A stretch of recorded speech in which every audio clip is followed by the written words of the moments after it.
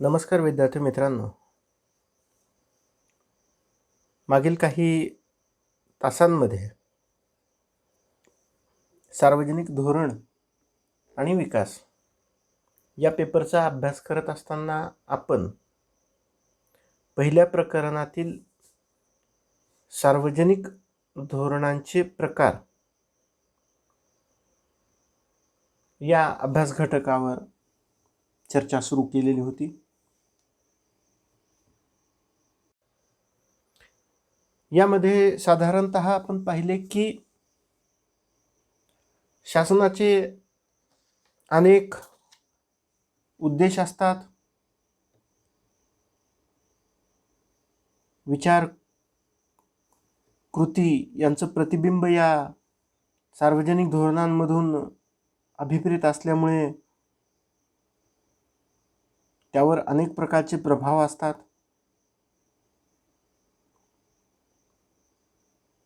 या साऱ्या बाबींचा विचार करून ही सार्वजनिक धोरणे ठरवली गेलेली असल्यामुळे याचे अनेक प्रकार देखील आपल्याला पाहायला मिळतात. आणि त्याचाच एक भाग म्हणून आपण आतापर्यंत मुख्य 4 प्रकारांचा आढावा घेतलेला होता. यामध्ये स्वतंत्र व व्यापक धोरण, नियामकीय धोरण, वितरणात्मक धोरण आणि पुनर्वितरणात्मक धोरण यांची चर्चा केलेली होती.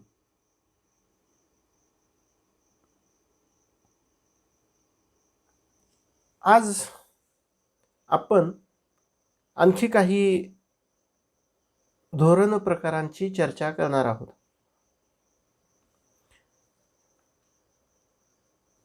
यामध्ये प्रामुख्याने भांडवली धोरणे अर्थात कॅपिटलायझेशन पॉलिसी त्याचा उल्लेख करावा लागेल. ही काहीशी अनुदानाची किंवा वित्तीय मदतीची धोरणे असतात. आतापर्यंत आपण जी काही धोरणे पाहिली होती त्या धोरणांपेक्षा काहीशी अलग अशी ही धोरणे असतात, कारण यामध्ये सार्वजनिक कल्याणाच्या किंवा सेवा सुविधा सामान्य नागरिकांना पुरविण्याच्या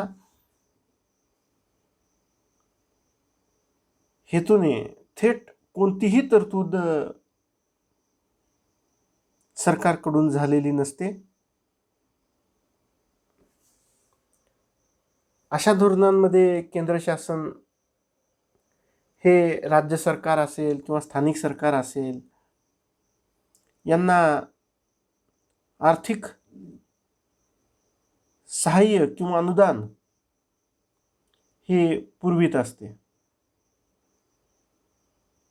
या विशेष अनुदान किंवा वित्तीय सहाय्यतेमधून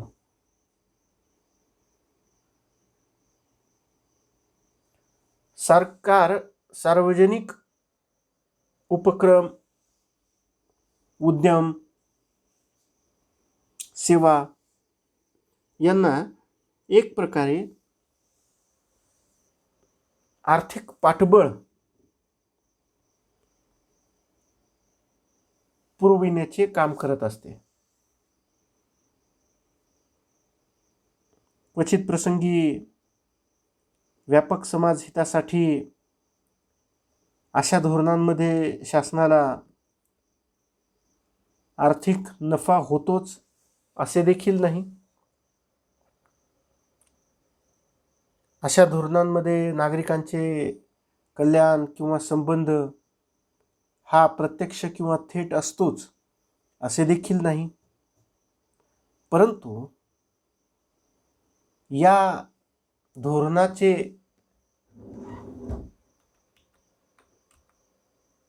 पडसाद हे नागरिकांच्या आर्थिक विकास, सुरक्षितता यामध्ये पडताना आपल्याला दिसतात. उदाहरणार्थ शेतकऱ्यांना खते पुरवत असताना दिली जाणारी सबसिडी असेल, किंवा LPG गॅससाठी शासनाकडून दिली जाणारी सबसिडी असेल,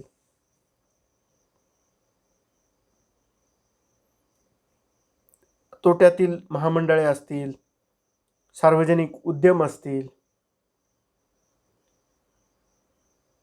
यांना आर्थिक सहाय्यता पुरवणे असेल, किंवा त्यांची कर्जे माफ करण्याचा प्रकार असेल,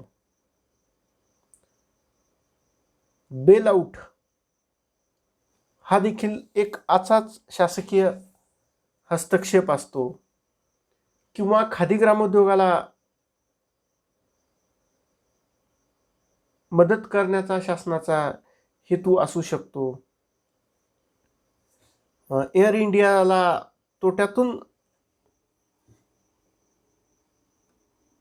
बाहेर काढण्यासाठी दिली जाणारी मदत, BSNLला केली जाणारी मदत, या साऱ्या मदती ही शासनाची भांडवली वित्तीय मदतीची सहाय्याची धोरणे असतात, की ज्यामधून व्यापक आर्थिक हित, सुरक्षितता, लोकांचा विश्वास मिळविणे अशा प्रकारचे हेतू असतात. या धोरणांच्या नंतर आणखीन एक धोरण प्रकार आहे, तो म्हणजे मूल्याधारित धोरण. मित्रहो, संविधानामध्ये नमूद करण्यात आलेल्या त्यात स्वीकृत झालेल्या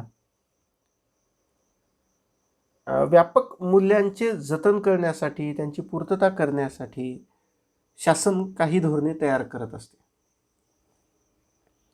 आपण पाहतो की भारतीय संविधानातील नीतिनिर्देशक तत्वे, मार्गदर्शक तत्वे यामध्ये शासनाने काय करावे याचा रोडमॅप हा घटनाकारांनी आखून दिलेला आहे.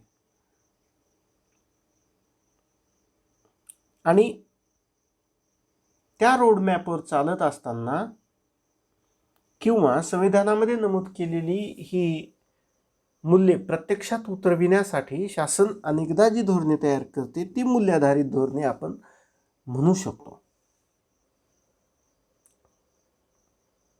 उदाहरणार्थ, भारतीय संविधानामध्ये कलम 45 मध्ये नमूद करण्यात आलेले मोफत व सक्तीचे शिक्षण असेल, किंवा संविधानामध्ये जागोजागी वंचित, शोषित, दुर्लक्षित, दुर्बल अशा घटकांच्या बाबतीत, किंवा महिलाच्या बाबतीत सक्षमीकरणाचा कार्यक्रम असेल, त्यांच्या सबलीकरणाचा भाग असेल, किंवा विकेंद्रित शासन पद्धती आणि त्यासाठी किंवा लोकशाहीच्या जपणुकीसाठी स्थानिक स्वशासनांचे सक्षमीकरण असेल, पर्यावरणाच्या संरक्षणाचा मुद्दा असेल, यामध्ये एक मूल्यांप्रतीची बांधिलकी असते.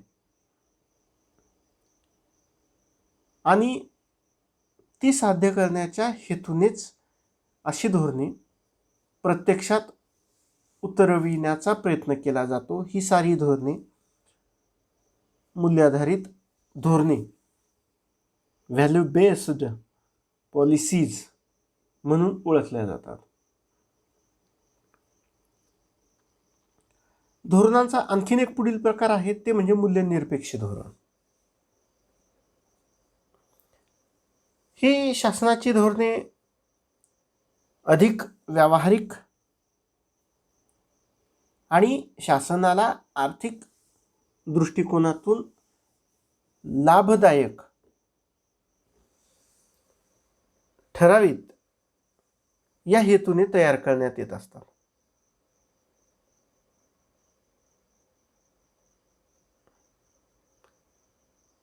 शासनाला एखादी ठराविक समस्या सोडविण्यासाठी अशा प्रकारची धोरणे ही व्यावहारिक पातळीवर राबवावी लागत असतात. आर्थिक पातळीवरील धोरणे असतील, सामरिक स्वरूपाची काही धोरणे असतील, तर ही धोरणे काहीशी तटस्थ व्यावहारिक अशी भूमिका घेऊनच राबवावी लागतात.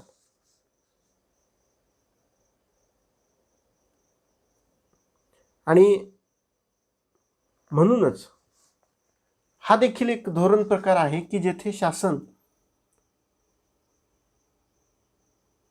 काहीशी स्वतःच्या आर्थिक हिताचा विचार करून भूमिका घेत असते. आज घडीला लिबरलायझेशन, प्रायव्हेटायझेशन, ग्लोबलायझेशनची जी पॉलिसी आहे याचा उल्लेख आपण येथे आवर्जून करू शकतो.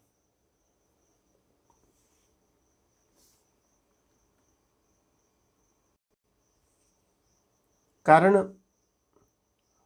आदर्शांच्या पातळीवर